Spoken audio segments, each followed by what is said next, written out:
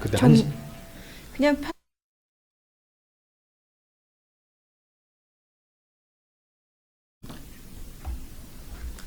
네, 글로벌 마켓 앤 이코노미 오늘 또 세 번째 코너는 퇴직연금 A부터 Z까지입니다. 오늘은 함께 해주실 분이 우리자산운용 연금 컨설팅 팀의 김영우 부장님 함께 합니다. 어서 오세요. 네, 안녕하세요. 네, 오늘 또 퇴직연금 관리 필요성이라든지 상품 운용 전략에 대해서 알려주신다고 하니까 좀 기대가 되는데 어떻게 간단한 자기소개부터 해보실까요?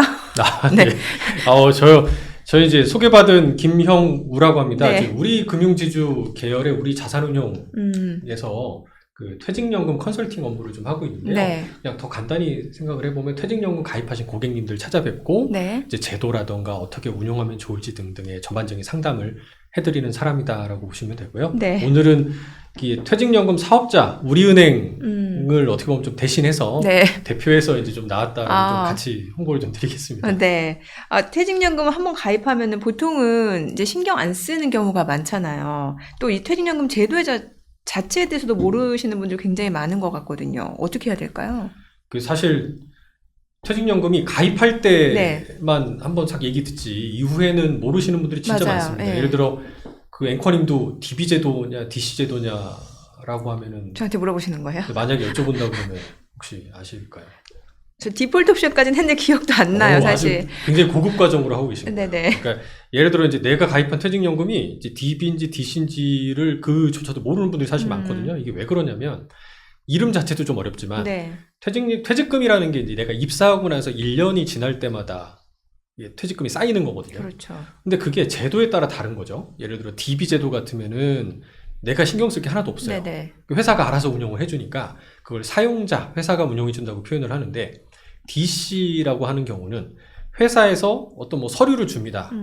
그럼 다 이렇게 한데 모아요. 안내를 한 네네네. 다음에 이제 모여보세요라고 해서 어느 금융사를 선택을 하고 또 계좌를 개설하라고 하면서 이제 어디 은행으로 할 거니, 어디 증권사로 할 거니, 보험사로 할 거니 물어봅니다. 그러면 이제 저도 모르게 하다가 선택해놓고 나면은 그 다음에는 이제 전혀 일절 내가 네. 모를 때가 많아요. 왜냐면 그 이후에는 이제 한 달에 한 번이든 1년에 한 번이든 주기적으로 내 퇴직금이 입금됐다라는 통지만 받게 됩니다. 그렇죠. 근데 사실 그거를 DC 제도라고 하거든요. 네네. 그러니까 DB는 내가 퇴사할 때까지 별로 신경 쓸 게 없다면 회사가 알아서 운영해 주니까. 네. 근데 DC는 한 번 서류를 작성한 다음에 그 계좌로 회사가 입금을 해주면 그때부터는 근로자 내가 무엇이든 운용을 해야 되는데 알아서 운용하는 거예요. 네, 그게 아까 우리 앵커님 말씀하신 이제 디폴트 옵션이 되는 거죠. 네. 그러니까 그거를 원래 근로자가 운용해야 되는데 사실 저도 이렇게 얘기하면은 제 아내 와이프도 네, 보면 잘 모르겠다고 얘기를 네. 하거든요. 어떤 걸로 운용할지. 네. 그러니까 그러면은 디폴트 옵션 하세요 이렇게 얘기를 많이 하기 때문에 일단 제도 자체가 좀 어려워서 그렇다 안내를 네. 좀 드려요. 그래서 일단 내 퇴직연금이 DB냐 음. DC냐를 아는 게 필요하고 네. 일단 그거 가장 쉽게 아는 방법이 뭔지 아세요? 뭐예요? 그냥 그 회사 인사팀에 가서 네. 메신저나 이런 걸로 물어보시면 돼요. 회사 인사팀이요? 네, 네네. 인사팀의 퇴직연금을 담당하는 그 네네네. 부서거든요. 네. 거기 담당자가 계셔서 물어보면은 이거 DB로 운영되고 있어요. 우리는 아니면 DC로 하고 있어요. 네. 또는 뭐 일부는 이렇게 같이 병용하는 회사들도 있고 그렇습니다. 네네. 저는 다달이 무슨 메일 같은 게 오던데요. 디폴트 옵션 그거 하니까. 혹시 뭐 이렇게 퇴직금이 입금되었습니다라고도 알람이 오지 않으요 예, 그런 것도 오고요. 그러면 이제 DC십니다. DC, 예. 그러면 이제 그거를 어떤 걸로 운용하느냐를 앵커님이 이제 미리 사전에 좀 지정해놓고 네. 운용을 하고 계시거나 그마저도 안 하면은 이게 이제 현금성 자산이라고 하잖아요. 현금으로 방치되는 거를 막으려고. 왜냐면 금리가 뭐 사실 요새는 현금성으로 가지고 계셔도 네. 한 3.5% 줍니다. 네. 금리가 상당히 높긴 한데 불과 한 2, 3년 전만 하더라도 금리가 거의 1%도 안 되게 낮았었기 때문에 네. 그런 경우는 현금성은 수익률이 떨어지니 디폴트 옵션 같은 걸로 한 맞아요. 6주 지나면 운영이 되도록 해보자. 네. 라고 하는 취지가 그래서 도입된 거였죠.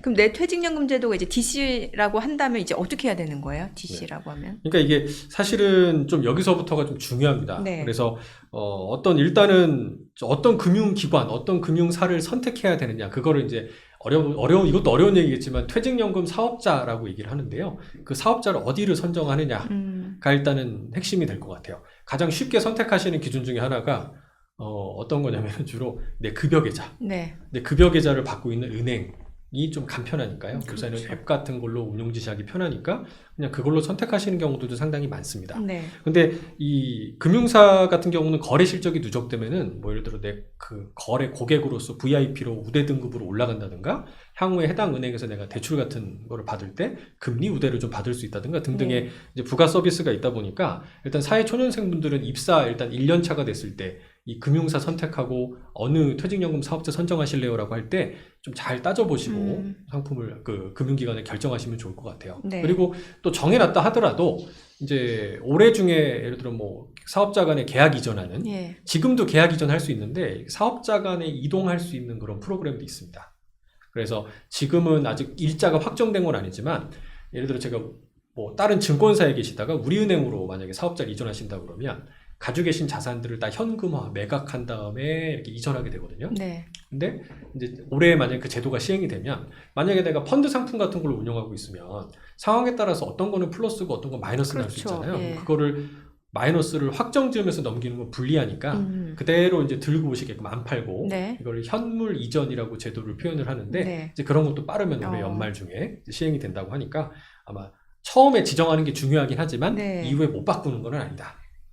라고 참고해 주시면 좋을 것 같고요. 일단은 저도 오늘 우리금융지주 소속으로 좀 나오다 보니까 네. 은행 홍보를 좀 잠깐 은행 사업자로서 저도 우리은행을 사업자로서 좀 쓰고 있는데 홍보를 좀 해도 네, 될까요? 네, 네, 해주세요. 일단은 아까 처음에 말씀드린 급여 계좌가 우리은행에 있으신 분들이라면은 우리은행의 모바일 앱, 원뱅킹 앱이라는 걸로 손쉽게 퇴직연금 그 서비스에 접속하실 수가 있어요. 그래서 업무 처리가 편리하신 장점이 있고 최근에는 증권사 사업자를 선택하시는 분도 많으세요. 네. 왜냐하면 그 ETF 상품을 워낙 선호를 많이 그렇죠. 하셔서 그런데요.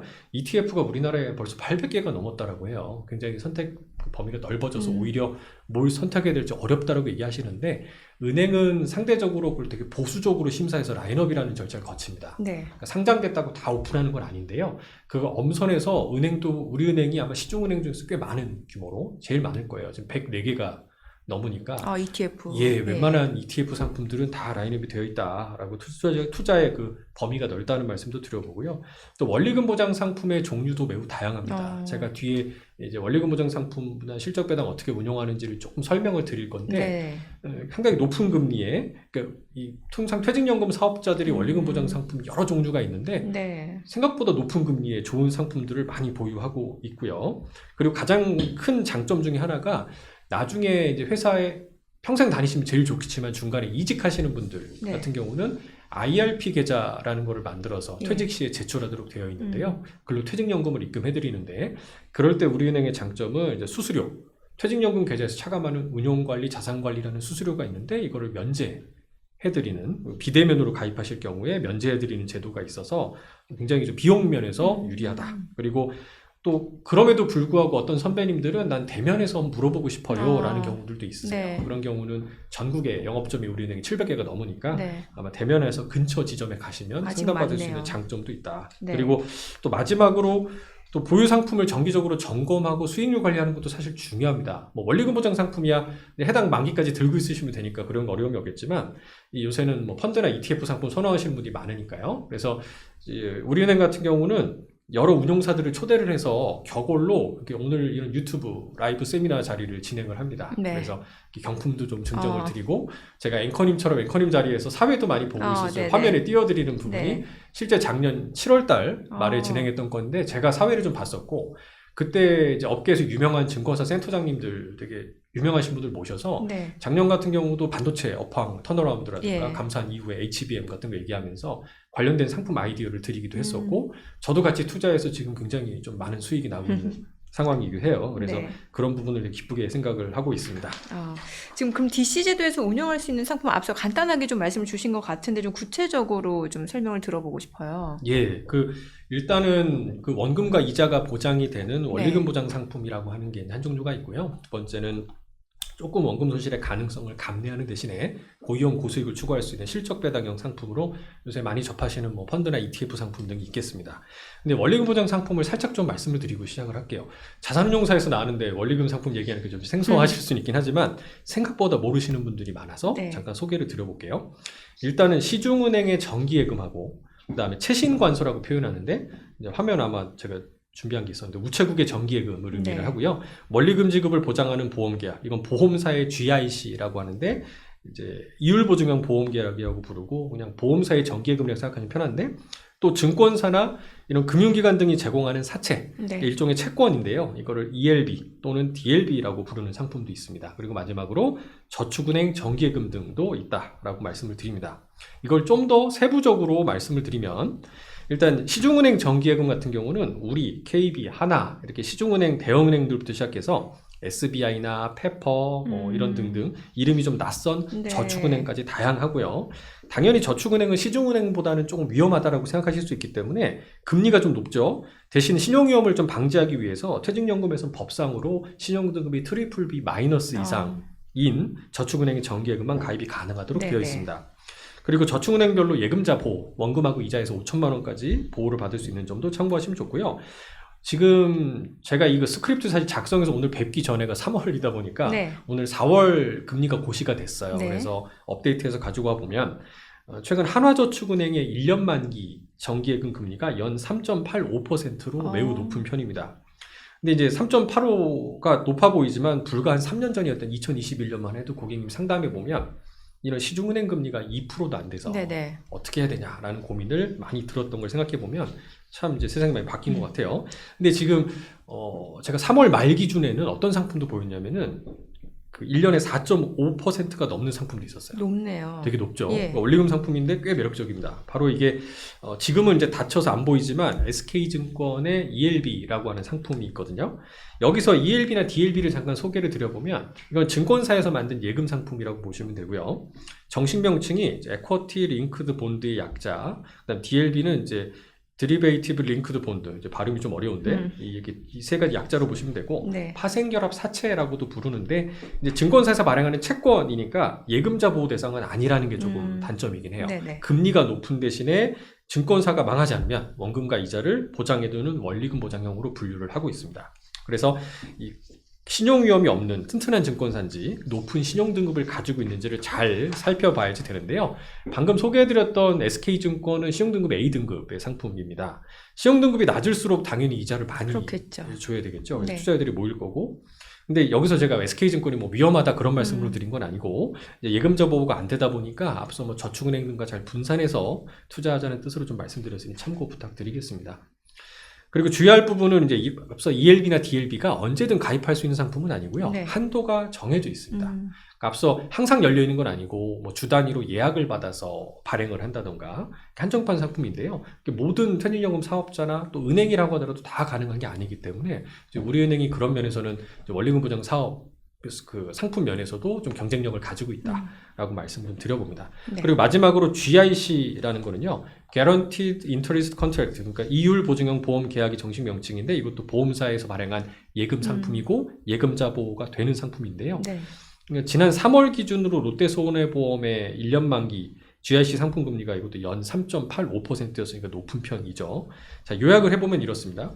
DC 제도에서 운용할 수 있는 원리금 보장 상품의 종류로는 첫 번째, 원금과 이자가 보장되는 상품으로 은행의 예금, 증권사의 ELB와 DLB 그리고 보험사의 GIC가 있다. 네. 그리고 두 번째, 예금과 GIC는 원금과 이자 합쳐서 5천만 원까지 예금자 보호법에 적용을 받는데요. 아마 퇴직연금에서 굴리시는 돈이 5천만 원이 넘어가시는 선배님들 계실 거예요. 네. 그러면 그 금융기관 나누면 됩니다. 예를 들어 아까 뭐 페퍼저축은행을 5천만 원까지 했으면 SBI저축은행 5천만 원 한다든가 이렇게 나누시면은 되는 부분이고요. 세 번째, ELB와 DLB는 증권사에서 발행한 상품이라 예금자 보호가 안 된다는 예. 점 꼭 기억해 주시고 발행한 증권사가 책임지는 거다. 그리고 또 항상 가입할 수 있는 게 아니라 한정판 상품이고요. 사업자, 퇴직연금 사업자별로 이제 가입할 수 있는 한도가 다르다는 점도 꼭 기억해 주시면 좋을 것 같습니다. 네. 지금 살펴보니까 원리금 보장 상품 자체가 금리가 꽤 높은 것 같아요. 한 3.8%에서 뭐 4%까지도 있는 것 같은데. 그런데 왜 퇴직연금 운용할 때 이 원리금 보장 상품도 좋지만 실적 배당형 펀드 상품 운용하라고 하는 이유가 있을 것 같아요. 네. 아주 정확한 좋은 질문이신데요. 네. 사실 이게 1년에 4.5% 금리, 지금은 안타깝지만 이번 달에는 안 보이지만 네. 이게 꽤 높아 보이는데 여기 그렇죠. 함정이 일부 있어요. 이건 지금 화면을 한번 띄워보시면 네. 물가 상승률 제가 보여드린 그 그래프가 하나 있거든요. 2023년에 작년이죠. 물가 네. 상승률이 연간으로는 3.6%, 거의 4%에 육박했고요. 그다음에 2022년도 우리가 물가로 걱정해서 네. 난리가 났었던 그 시점에 무려 5.1%나 물가가 상승했습니다. 그러니까 이 얘기를 다시 되짚어보자면 금리가 아무리 높다고 하더라도 물가 상승률 이상의 수익을 내지 못하면 그렇죠. 거의 뒤로 밀려나는, 네네. 네, 원금도 지키지 못하는 내 실질 가치가 하락한다는 뜻인 거죠. 그래서 아래 그림을 봐주시면은 물가가 만약에 3%씩 매년 상승한다고 가정을 해봤을 때 20년이 지나면 지금 1,000만 원의 가치가 500만 원밖에 안 되는 거예요. 554만 원밖에. 그러니까 지금 우리 시중에 시황 가지고 걱정하실 때 하이어프로 온 거, 네네. 다 금리가 좀 떨어져서 좋겠는데 라고 하는데 생각보다 금리가 고금리 장기화. 오랜 기간 안 떨어질 경우에는 이런 현상이 더 가속화될 수 있다. 그러니까 4% 금리가 되게 높아 보일 수는 있지만 작년도 물가가 거의 4%에 육박했었기 때문에 걷어내면 실제로는 거의 원금 수준이었구나. 그러네요. 그 이상의 높은 수익을 거두려면 결국은 이런 인플레이션을 이기기 위해서는 이거보다 높은 수익이 기대가 되는 실적 배당 상품으로 펀드나 ETF를 일부 운용을 해봐야 되겠다라는 결론으로 이제 가는 거죠. 사실 이제 펀드나 ETF는 상품 종류가 굉장히 지금 많잖아요. 그래서 뭔가 이제 높은 수익률만 쫓아가다가든 잘못하면 이제 원금을 잃을 수도 있는, 손실 볼 수도 있는 리스크도 있는 것 같고, 뭔가 좀 효과적으로 운용할 수 있는 방법 있을까요? 예, 그 많은 고객분들 그리고 저도 사실 개인적으로 그런 네네. 생각 많이 합니다. 종류가 다양하죠. 이럴 때는 잘 모를 때는 사실 운용을 잘하는 투자의 대가 뭐 워렌 버핏이 됐든 기대하고 싶은 마음이 들기 마련인데요. 사실은 시작하기 전에 네. 본인의 투자 성향에 대해서 잘 사실 점검해 보시면 좋겠어요. 네. 뭐 요새는 펀드 상품 같은 거 가입하실 때 이제 이 투자 성향 분석이라고 하는 설문조사를 많이 하게 되는데 오늘 그거를 이제 일반적인 금융사에서는 KYC라고 부르거든요. 네. Know Your Customer라고. 근데 오늘 여기 프로그램 제목 이름이 네. KYD. KYD에 저희. 그래서 되게 채널. 깜짝 놀랐었어요. 이름이 되게 좋다. 네. KYD에서 어떻게 보면은 실제 고객들의 어떤 퇴직연금의 운용을 짚어주기 위해서는 네. 실제 KYC 제도를 KYC. Know Your Customer라고 하는데 네. 사실 고객님보다는 이 금융사에서 권유할 때 이 음. 판매 직원이 네. 이 고객의 성향을 잘 네. 파악해야 된다는 뜻이긴 하거든요. 근데 요새는 그거를 고객께서 직접 비대면으로 운용하시는 경우도 많기 때문에 본인의 성향을 스스로 잘 알고 계셔야 돼요. 네. 왜 그러냐면 주식처럼 변동성이 큰 자산을 운용하실 때는 네. 나는 담대하다고 생각하지만 막상 손실이 나면 못 견디는 그럴 분들이 수 굉장히 많습니다. 예. 그래서 내가 그걸 감당할 수 있는 성향인지를 잘 파악해 볼 필요가 있는데요. 그래서 이거는 주로 요새 상품을 가입하실 때 자동으로 팝업을 뜨기 때문에 이거를 거치지 않으시면 다음 상품으로 안 넘어가거든요. 네. 특히 2021년도에 금융소비자보호법이라는 게 시행이 되면서 강제화된 제도이기 때문에 근데 주의하실 점은 이거예요. 가끔 저한테도 질문 주시는데 나 이거 ETF 또는 이 펀드 가입하려고 하는데 이 주식형 펀드가 안 보여요 라고 하시는 분들이 계세요. 네. 왜 그러냐면 나는 주식형을 가입하고 싶은데 투자 성향은 그보다 낮은 등급인 거예요. 그랬더니 앞서 그 표기한 거에서. 예, 그러면은 이제 지금 현행 법상으로는 내가 투자 성향 분석상에 뭐 보수적인 성향이 나오면 뭐 네. 4등급이 나왔대요. 예를 네네네. 들어서 전체 6등급 중에 그러면 1, 2등급 상품이 안 보이도록 제어가 되고 있습니다. 그럼 다시 동기화시켜서 처음부터 다시 하면 다시 돼요. 설문을 해야 되는 불편함이 또 있습니다. 예. 그래서 그런 점을 꼭 유의해서 이 퇴니업 사업자가 상품을 안 보여드리는 이유가 있다. 그래서 그 점에 대해서 좀 양해 부탁드리도록 하겠습니다. 네. 그럼 만약에 이제 딱 설문조사 했더니 내가 공격적이다. 이러면은 좀 추천할 만한 것들이 있을까요? 예, 제 그런 질문을 받거나 이제 많이 설명할 때 말씀을 네. 드리면 주로 이제 MZ 분들 젊은 예, 아직 세대. 이제 퇴직까지 은퇴까지 네네. 시간이 좀 까마득히 남았다라고 판단되는 우리 젊은 피 직원분들은 아무래도 주식에 투자하는 선호도가 높으세요. 그렇죠. 당연히 생각해보면 장기적으로 연평균 수익률이 높은 주식에 투자하는 게 제일 좋은데 예를 들어 미국 주식 같은 경우는 알려진 통계에 따르면 1965년부터 2023년까지 연평균 수익률이 거의 10%에 육박했거든요. 그러니까 10%씩 복리 수익률을 낼 수 있다고 가정을 해보면 이런 자산에 최대치로 투자하는 게 제일 좋을 겁니다. 네. 다만 이제 주식은 변동성이 좀 있다 보니까 이거를 견딜 수 있는 시간에 투자할 수 있는 젊은 분들일수록 유리하겠죠. 근데 이게 저도 이제 이런 점에서는 좀 말씀을 드리고 싶은 게 지금부터 한 20년 전이었던 2003년도 9월로 거슬러 가면 네. 그 당시 S&P 500 지수 주가가요.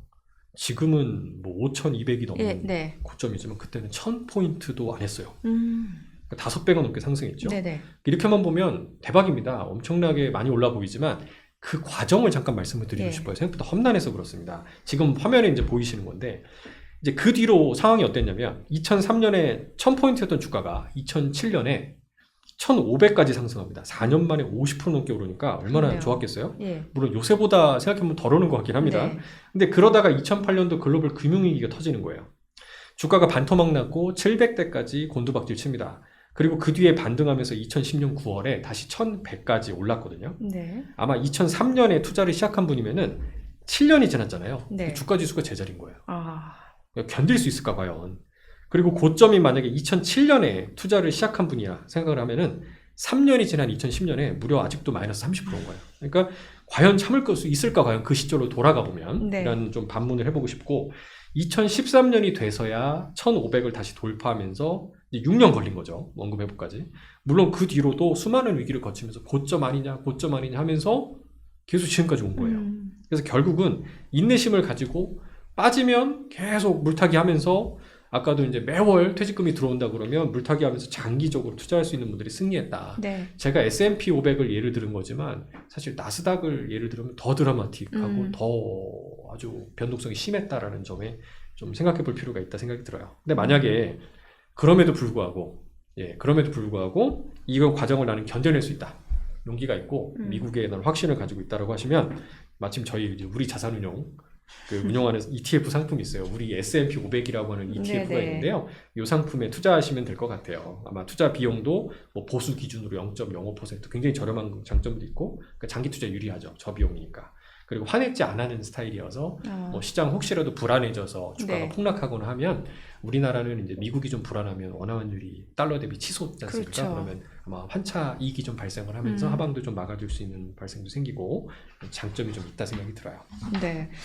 뭐 젊은 세대 같은 경우는 이제 이렇게 장기적으로 좀 공격적인 상품에 가입하는 게 좀 수익률 측면에서 좋을 수 있을 것 같은데 근데 주식형 상품은 100% 투자는 안 되는 거잖아요. 맞습니다. 예. 이게 퇴직연금만 좀 그래요. 예를 들어 연금저축 세액공제 받는 그 제도가 또 있잖아요. 연금저축 네. 제도라고. 근데 그 부분에는 이런 규제가 없는데 퇴직금은 상당히 법상 이제 근로자 퇴직급여 보장법이라는 별도법에 의해서 좀 더 소중하게 관리하셔라라는 취지로 위험자산으로 분류되는 주식형은 70%까지만 돼 있어서 앞서 우리 S&P 500 ETF 이런 거는 70%밖에 안 돼요. 그러니까 나머지 30%는 앞서 소개해드렸던 원리금보상 상품이라든가 채권 펀드 등의 어떤 안전자산으로 분류되는 상품으로 운영해야 됩니다. 지금 말씀 주신 게 채권형 펀드인데 사실 펀드 하면은 펀드도 약간은 좀 원금 손실 가능성이 있는 건데 상대적으로 채권형 펀드는 그러면은 좀 안전자산 쪽으로 분류가 되는 건가요? 예, 그렇죠. 그러니까 펀드도 상품별로 위험도가 네네. 다양하기 때문에 그래요. 예를 들어 MMF와 같이 무위험에 가깝게 국채 중심으로 운영하는 상품도 있지만 주식형까지 다양하니까요. 그래서 펀드지만 분산 투자 등으로 위험을 조금 낮춘 방법이라 예외적으로 적립금의 100%까지 투자할 수 있는 안전형으로 분류되는 상품들이 있어요. 요거를 좀 소개를 잠깐 드려보겠습니다. 크게는 이제 두 가지 정도가 보여 있는데요. 하나는 주식 투자 한도가 약관상 50% 이내고, 그 다음에 채권의 경우 투자 적격 등급 이외, 그러니까 이거를 이제 투기 등급, 하이힐드 채권이라고 부르는 채무증권에 대한 투자 한도가 30% 이내로 규정된 펀드들. 이런 경우는 이제 100%까지 투자할 수가 있고, 네. 그리고 TDF 같은 경우 예외적으로 100%까지 할 수 있다. 이렇게 두 가지 그룹이 이제 기억을 해주시면 좋을 것 같은데, 네. 원래 이게 50% 이내라고 된 게 작년 11월에 법 개정이 돼서 그런 거고, 원래는 40%까지였어요. 주식 비중이. 네. 근데 이게 최근에 이제 50% 이내로 바뀌게 된 건이고, 그동안 이제 퇴직연금 감독하는 법상에 이 주식 투자 한도가 40% 이내라는 추가 규제가 있었던 거죠. 네네. 그래서 원래 자본시장법상으로는 채권혼합형이라는 게 50% 이내면 되기 때문에 원래는 되는 거였는데, 퇴직연금으로 들어오면 10% 더 줄여서 40 이내만 가능했던 거예요. 그래서 예전에 상품 중에 보면 펀드 이름에 40 이렇게 숫자 들어간 펀드들이 있습니다. 네.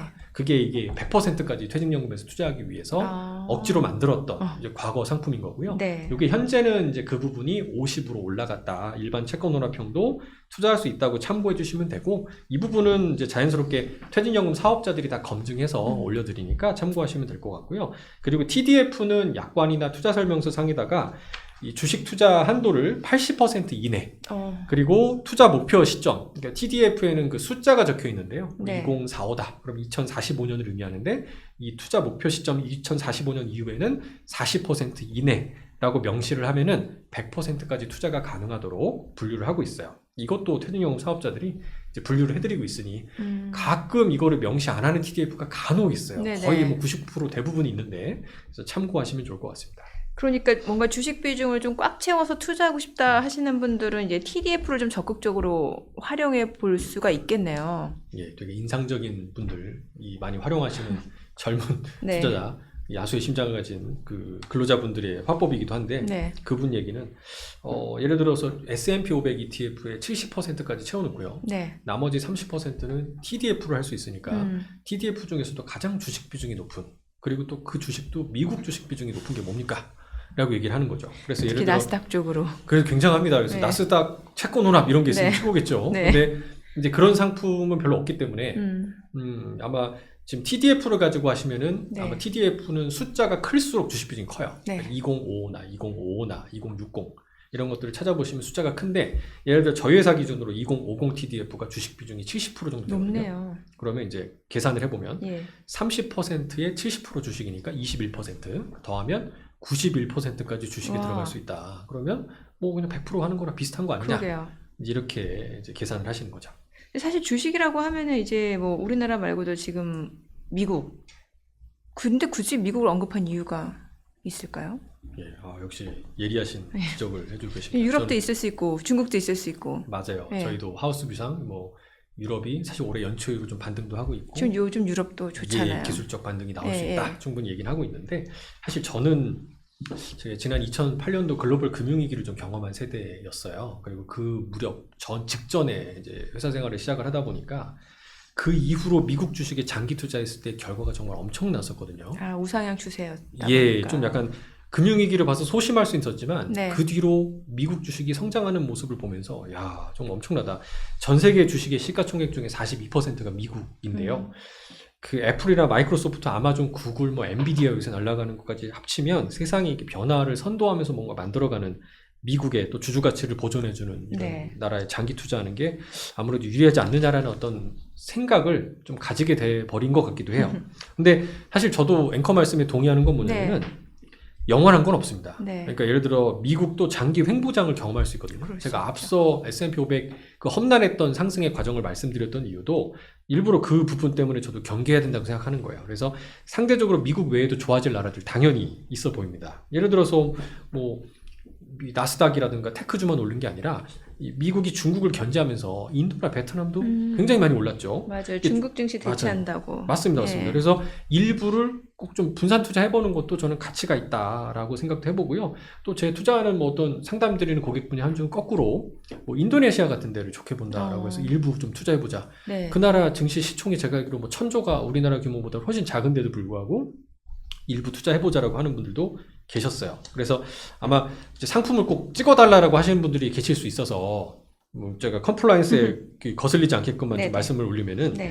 인도 투자하는 상품으로는 이제 저희 회사 상품이 아니에요. 네. 코덱스 삼성자산운용 거죠. 인도 니프티 50라고 하는 ETF가 있고요.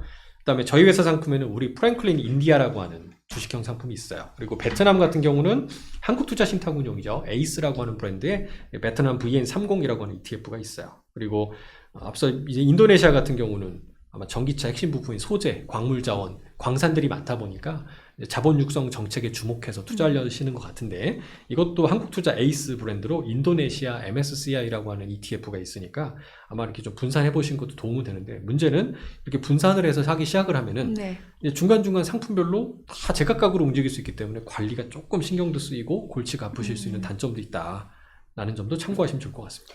사실 저희가 이제 MZ세대 젊은 세대들은 뭔가 좀 투자 성향 자체가 공격적일 거다라는 전제하 했습니다만 좀 공격적이지 않은 분들도 있잖아요. 이런 분들한테는 어떤 방법을 추천할 수 있을까요? 예, 사실 저희 회사, 저희 자산운용사인데도 저희 그 회사 직원들, 막내 네.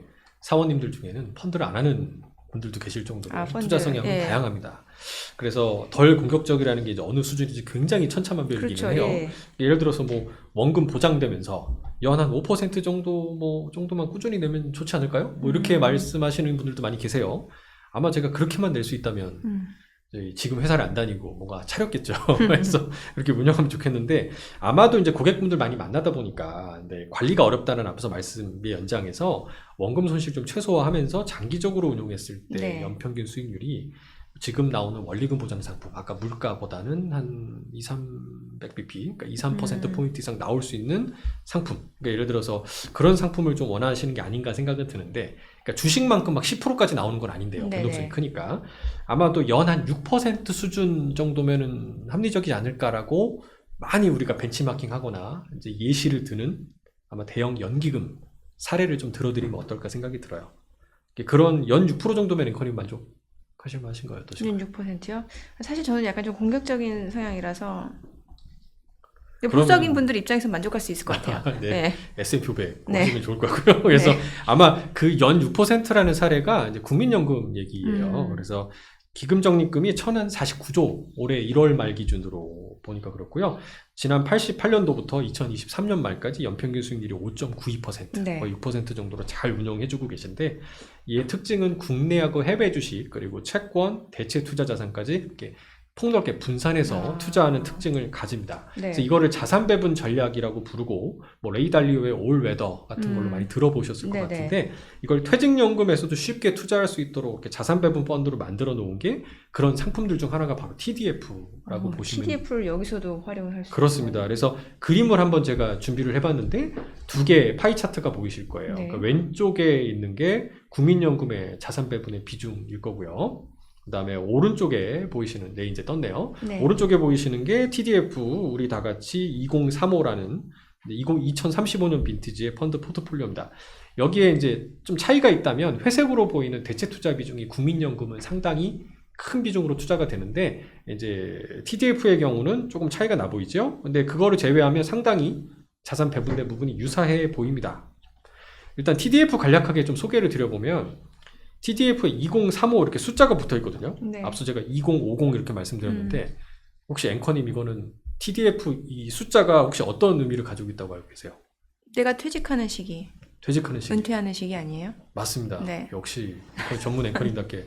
그러면 은퇴하는 시기인데 네. 결국 은퇴하는 시기가 네. 길다. 네. 그럼 숫자가 큰 거잖아요. 그렇죠. 그럼 어떤 특징이 있을까요? 조금 더 공격적으로 투자할 수 있겠죠. 그러면 주식 비중이 높겠죠. 높겠죠. 네. 그럼 여기서 이제 상식적으로 네. 딱 제가 이 TDF 2035다. 네. 그러면 여기 주식 투자 비중이 대략 얼마 정도 되는지 아세요?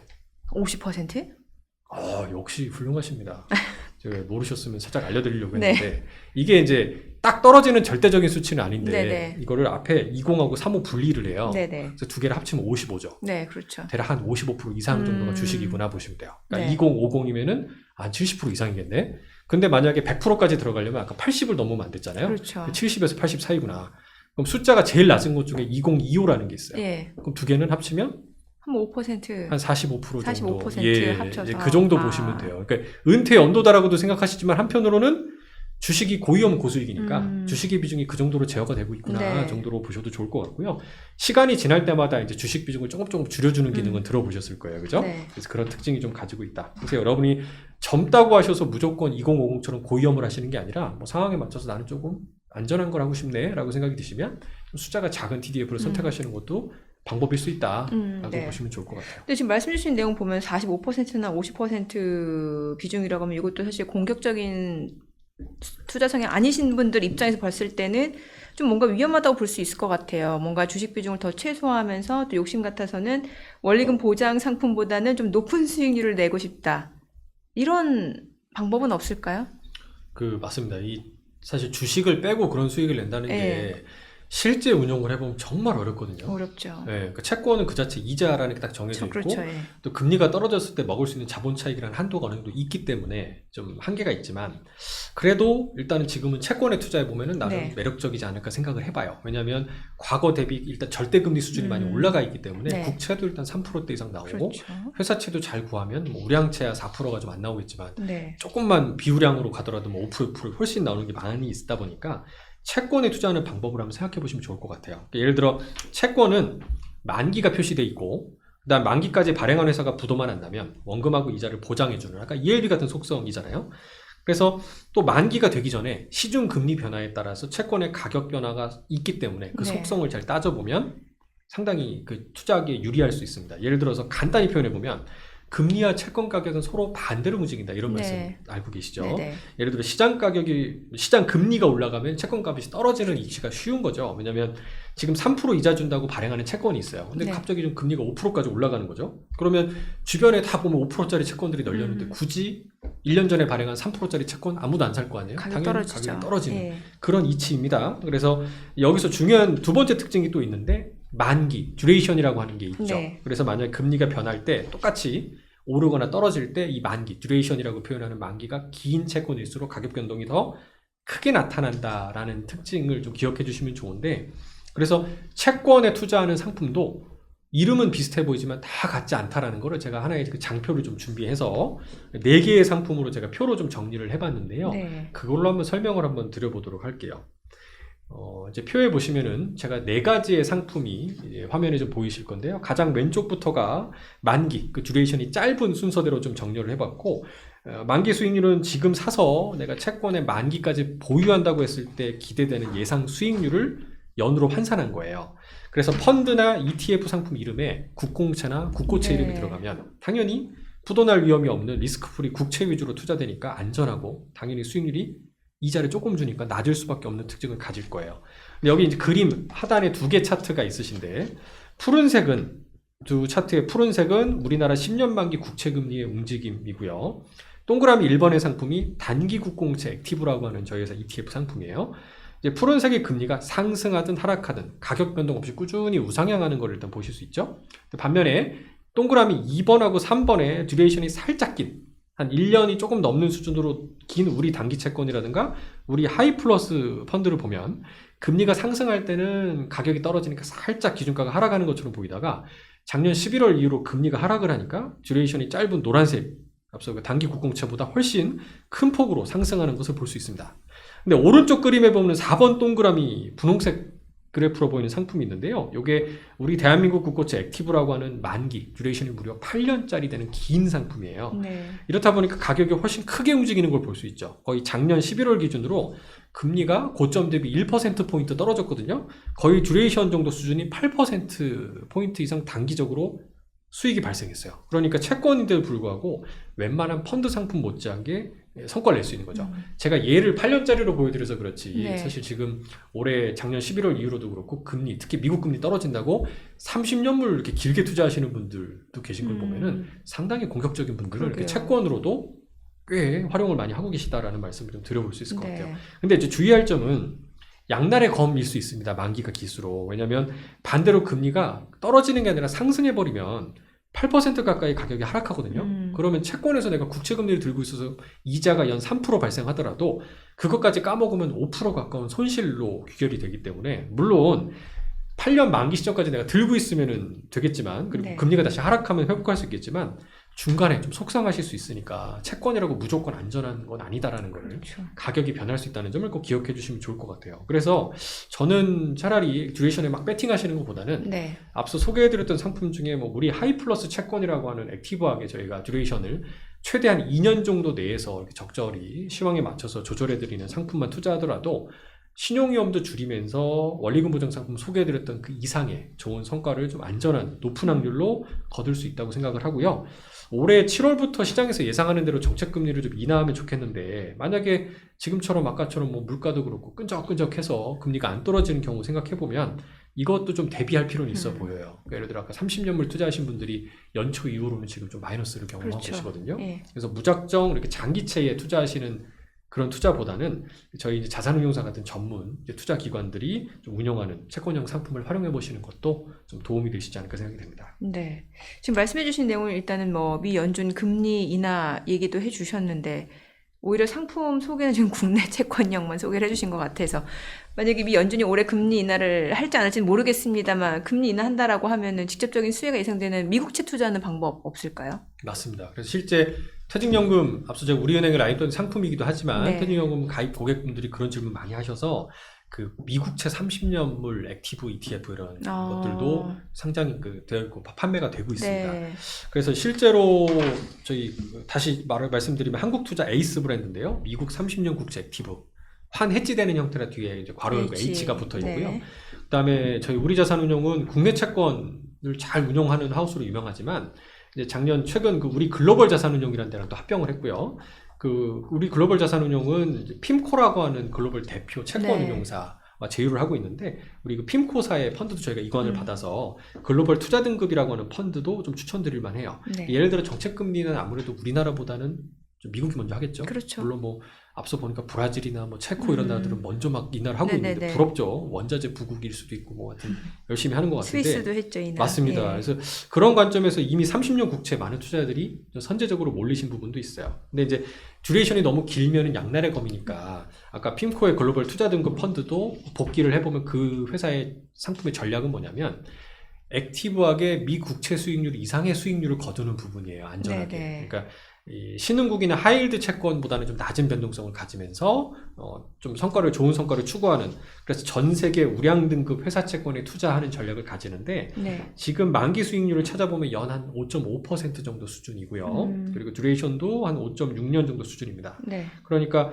뭐 금리 변동에 따른 가격이 좀 있더라도 얼추 캐리라고 하는 이자 수익으로 어느 정도 방어가 되는 좀 경우도 생길 것 같고, 네. 또 핌코라는 글로벌 전문 채권 운용사의 실력을 믿어보면 이게 예전 지금은 뭐 야누스로 가셨지만 빌 그로스가 창업하셔 운영했던 회사니까요, 나름 합리적인 대안이 되지 않을까 생각을 하고 있는데, 다만 이 해외 채권 투자하실 때 유의하실 점은 앞서 환율 차이를 좀 보시면 좋을 것 같아요. 그렇죠. 예를 들어 환해제 비용이 네네. 지금 많이 드는 편입니다. 2%가 넘거든요. 그래서 2%라는 걸 차감하면 실제로는 이 펀드의 만기 수익률은 연 3.5% 정도 내로 떨어지는 거죠. 그러니까 네. 자본 차익이 그게 일어나지 않는다 그러면 앞서 원리금 보장 상품만큼도 수익이 안 나는, 그리고 아까 30년물 같은 경우도 지금 연 2.5%가 안 돼요. 그러니까 굉장히 낮은 수익률이라. 그러네요.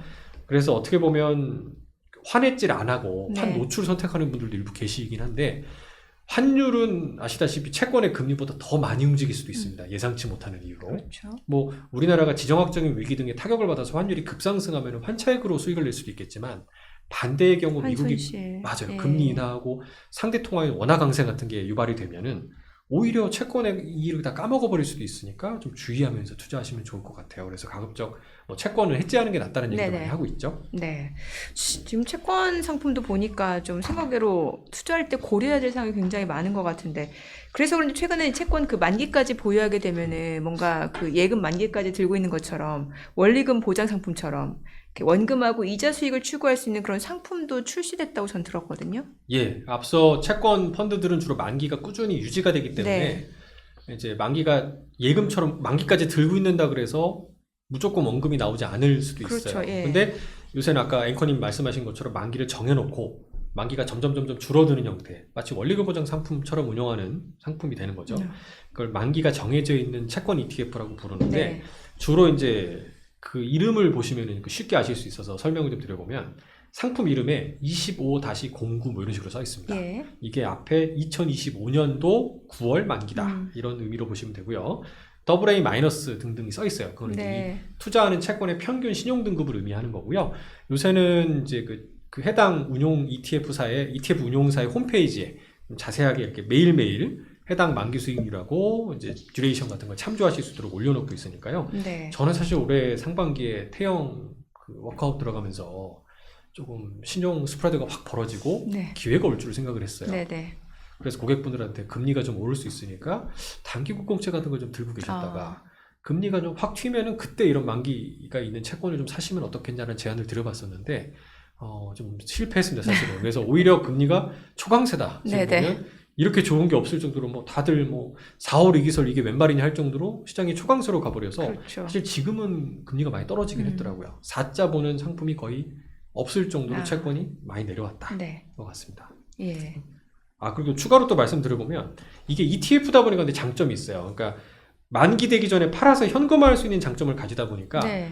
주의할 점은 원리금 보장 상품이라고 생각하시면 안 돼요. 그러니까 원리금 보장 상품 만기 전에라도 깨면은 내가 원하는 약정 이자를 못 받아서 그렇지, 그러니까 중도 해지 이율이라고 낮은 이율을 적용받아서 그렇지 원금은 보장받고 나오는 거거든요. 근데 얘는 채권이다 보니까 중간에라도 혹시 금리가 세게 튀는 경우가 발생하면 가격이 네. 떨어질 거잖아요. 그렇죠. 그럼 이자 수익률 이상의 가격 하락이 생길 수도 있기 때문에 조금은 주의해야 될 수도 있겠다라는 생각이 들어요. 그래서 가급적 만기 보유하시기를 그러면서 투자하셨으면 좋겠습니다. 확실히 실제로 이제 자산운용을 하고 계시는 거잖아요. 운용을 예, 예. 직접. 그래서 세미나도 직접 하시고 그러다 보니까 좀 실질적인 운용 방법에 대해서 좀 알아보는 시간이었던 것 같은데 혹시 이제 퇴직연금 운용 방법에 대해서 조금 더 궁금하신 분들을 위해서 조금 조언이라든지 아니면 좀 마지막으로 당부하실 말씀 있으면 좀 알려주세요. 예, 제가 오늘 이제 우리은행 대표로 나왔다 이 말씀을 좀 드리긴 했지만 네. 어떻게 보면 또 운용사 사람인데 원리금 보장 상품 얘기도 많이 말씀드린 것 같아요. 왜냐하면 저는 자산운용사에서 10년 넘게 근무한 이력이지만 이 퇴직연금 사업자에서 연금자산운용력으로도 근무한 적이 있기 때문에 네. 실제 우리 고객분들이 어떤 점을 가려워하시는지 많이 제가 알고 있습니다. 그래서 고객님들 상담하다 보면 안타까운 경우가 되게 많았거든요. 예를 들어서 평생 DB로 운용하시면서 내가 운용에 관여를 안 하시다가 2020년도, 21년도 이럴 때 이제 임금 피크라든가 이런 등등 앞둬서 DC로 전환하신 거죠. 네. 그리고 목돈이 딱 생기셨는데 퇴직은 한 5년 남았고 근데 그런 분들이 하필 그 당시 테마형 상품들이 워낙 인기가 있으니까 몇 달만 놔둬도 몇십 % 수익이 나니까 네. 그 몇천만 원 돈 1억 되는 돈을 테마형으로 하시는 경우가 많았어요. 와. 근데 그게 지금 그 뒤에 어떻게 되었냐? 큰 손실을 보고 있어서 제가 정말 안타까운 생각이 많이 들어요. 우리 국민연금에 이어서 우리 안전망이 돼야 될 퇴직금만큼은 가급적 보수적 관점으로 운용하셨으면 좋겠다는 말씀 드리고 싶고 그래서 저는 이제 원금 손실을 최소한 좀 줄이면서 3년 이상 운용했을 때 연한 4에서 5%대 꾸준히 낼 수 있는 어떤 중위험 상품, 요새 그걸 OCIO 상품이라고 하는데 이런 것도 한 절반 정도 이상으로 기본 운용해 보시면서 내가 욕심나는 테마형 상품을 같이 운용해 주면 어떨까. 지금 화면에 보이는 것도 빨간색이 그 기준가 폭락하는 거고요. 네. 대신 그 설정액 주황색으로 들어가는 거 보세요. 고점에 물려서 마이너스 이건 반토막 이상 난 심각한 경우들이 그러네요. 많습니다. 예. 그래서 저는 원래 DB제도 운용하는 분들 고객님 많이 말씀드리는 상품이 바로 OCIO인데 네. 이게 DC나 IRP 고객들도 가입이 가능하시고요. 저희도 저희 회사에서 고객분들 모시고 이제 은퇴 자산 운용하는 세미나를 제가 강의 진행하기도 했지만 우리나라에 상장 ETF가 800개가 넘고 이거저거 담다 보면은 다 백화점이 돼버리는 포트폴리오가 자동으로 돼버리는데요. 관리에 어려움을 느끼는 고객이 상당히 많습니다. 네. 그래서 이거를 알아서 유망한 ETF들을 다 골라서 투자한 다음에 항상 점검을 매월 하면서 좀 알아서 조절해주는 상품이 없을까라는 말씀을 많이 주시거든요. 그래서 저희 회사에 우리 다 같이 OCIO 타겟 리턴이라고 하는 그런 펀드를 저는 채권 혼합형으로서 추천을 드리고 싶어요. 채권 혼합형이라 앞서 말씀드린 안전자산으로 분류돼서 적립금액 100%까지 운용이 가능하고요. 주식 등의 위험자산 비중도 지난 3월 기준으로 한 35% 정도 수준밖에 안 됩니다. 나머지가 채권으로 구성되어 있기 때문에 과거 40년 통계를 보면요. 네. 미국 금리가 정점을 찍고 나잖아요. 그 뒤로 2년간 수익률이 채권에서만 2자릿수가 난대요. 좋네요. 채권 수익률이. 네, 그래서 저는 이게 채권 혼합형이라 야 수익률 별로 안 나는 거 아니야 생각하실 수 있겠지만 네. 저는 오히려 주식에서도 합리적으로 수익이 나지만 채권에서도 나쁘지 않은 수익이 날 것 같다는 생각이 들어서 이런 OCIO를 같이 한번 테마형과 함께 비교를 해보시라는 말씀을 많이 드리고 있거든요. 네. 그래서 꼭 한번 같이 원리금 보장 상품도 좋고요. 네. 이렇게 분산해서 운영을 해주시면 좋겠다는 말씀을 마지막 꼭 드려보고 싶습니다. 알겠습니다. 오늘은 또 우리자산운용의 연금 컨설팅 팀의 또 김영우 부장님과 함께 다양한 운용 전략에 대해서 좀 알아보는 시간이었던 것 같네요. 오늘 내용 잘 들었습니다. 고맙습니다. 감사합니다.